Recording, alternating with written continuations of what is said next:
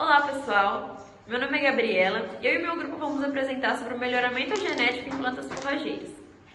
O termo xerófita, introduzido por Warren em 1895, refere-se a plantas adaptadas a ambientes secos, com mecanismos evolutivos que permitem sua sobrevivência em condições de escassez hídrica. Essas adaptações se manifestam por meio de estratégias, como a fuga à seca, a tolerância ao déficit hídrico e a capacidade de armazenamento de água. Segundo o Duque, as xerófitas classificam-se em efêmeras, suculentas e lenhosas. No semiárido brasileiro, a palma forrageira destaca-se como a principal cultura utilizada na alimentação animal, devido à sua resistência à seca. A pecuária da região enfrenta desafios devido à irregularidade das chuvas, tornando o uso de plantas forrageiras adaptadas a melhor opção. O sucesso dessas culturas depende da seleção adequada do material genético, reforçando a importância do melhoramento genético das espécies nativas com potencial forrageiro.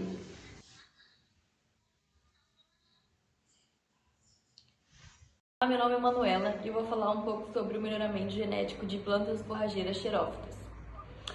As plantas possuem diferente mecanismo de tolerância durante a seca. As plantas C4 armazenam CO2 no mesófilo, reduzindo a abertura dos estômatos e minimizando a perda de água. Já as plantas CAM fixam CO2 durante a noite, reduzindo a perda de água durante o dia. Algumas espécies apresentam fotossíntese intermediária, alternando entre metabolismo C3 e CAM, conforme a condição da seca. Outro fator essencial é o sistema antioxidante, que protege a célula contra danos causados pelo estresse hídrico e o ajuste osmótico, permitindo a manutenção da turgidez celular por meio da acumulação de solutos estáveis como a prolina e o alcoóis de açúcar. Além disso, as plantas resistentes à seca apresentam uma estratégia morfológica como raiz profunda para captação de água, folhas com cutícula espessa e serosidade. Algumas armazenam reservas nutritivas em rizomas. Esse mecanismo é fundamental para melhoramento genético, garantindo maior resistência e produtividade em condições de déficit hídrico.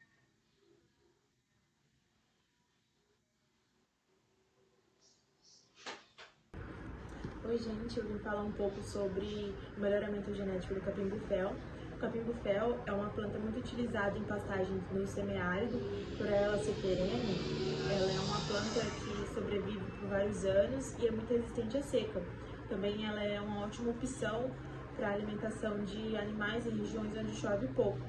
Muitos pesquisadores fazem um melhoramento genético procurar plantas de capim-bufel que sejam fortes, que produzem mais e que tenham sementes que germinam melhor.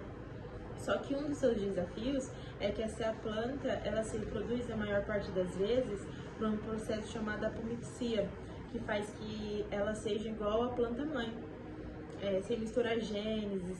Isso dificulta um pouco na criação de plantas diferentes e melhores. Mas sempre existe uma saída. Alguns tipos de capim-bufel conseguem fazer reprodução sexuada. E com esses, o cientista consegue fazer cruzamentos, misturar características boas de diferentes plantas para que sejam ainda melhores.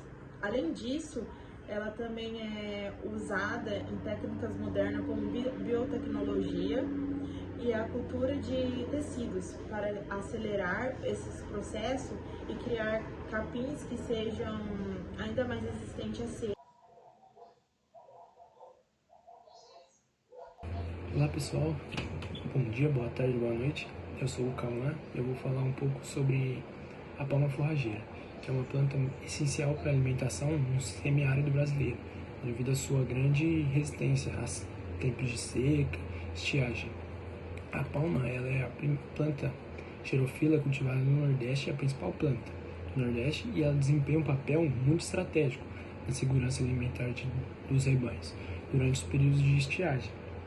E também, o principal objetivo do melhoramento genético da palma é desenvolver variedades mais produtivas e adaptadas às condições do semiárido.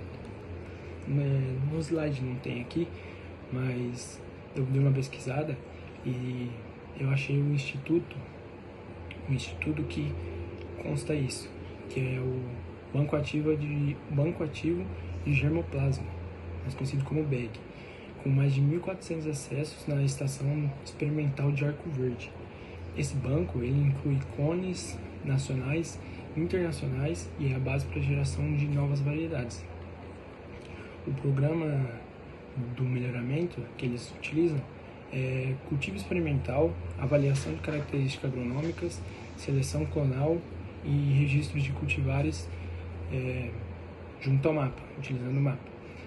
E eles utilizam bastante estratégias para ampliar e gerar novos genotipos, que são as seguintes: introdução a germoplasma, testes de progênie, biotecnologia, mutações induzidas, poliploidia e também hibridação.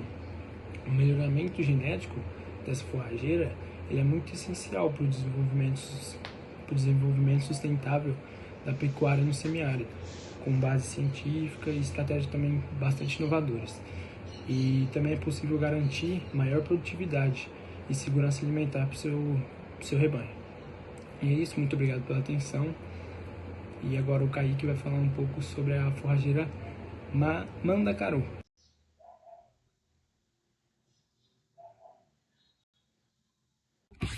Eu sou o Kaique e eu vou falar sobre as plantas nativas da Caatinga. O mandacaru, o feijão bravo e a maniçoba são plantas nativas da Caatinga com grande potencial na alimentação de animais em períodos de seca no semiárido brasileiro. O mandacaru é amplamente usado para fazer silagem. O feijão bravo é muito procurado pelos animais, pois ele se mantém verde mesmo em períodos de seca. E a maniçoba é usada para fazer tanto feno quanto silagem, porque ela rebrota até em períodos de pouca chuva. Apesar da sua importância, as plantas são cultivadas sem controle, são retiradas diretamente da natureza, sem um cultivo planejado. Isso traz risco e limitação para que se use em larga escala, pois não existem variedades domesticadas com alta produtividade e com resistência a pragas.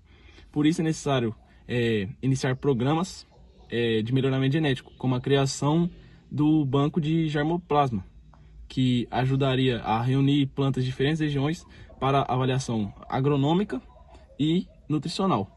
Isso, no futuro, ajudaria muito nos produtores, porque em período de seca, principalmente, que é a maioria do tempo que fica lá no semiárido brasileiro. Muito obrigado.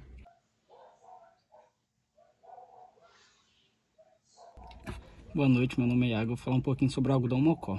O algodão mocó é uma planta perene e xerófila, adaptada ao semiárido brasileiro, com potencial forrageiro significativo, especialmente no período das secas. Historicamente, foi fundamental para a pecuária e economia do Nordeste, por fornecer fitomassa como alimento para o gado. Boa noite, hoje eu vou falar sobre o melhoramento genético da flor de seda. A Calotropis procera, conhecida como a flor de seda, é uma planta perenófila adaptada ao semiárido brasileiro, destacando-se por sua resistência à seca e potencial para a produção de forragem. Ela apresenta boas características agronômicas e bromatológicas, sendo indicada para alimentação de caprinos, ovinos e bovinos, de forma de feno. Já in natura, ela é tóxica, devido ao seu látex rico em metabólicos secundários, como glicosídeos cardiotônicos. Esses compostos, principalmente cardenólidos, são altamente tóxicos em humano e em animais. Programas de melhoramento genético da espécie buscam reduzir as teses de metabólicos, visando torná-la mais segura como forragem. As estratégias incluem a seleção de acesso, hibridação de genotipos promissores e o uso de biotecnologia.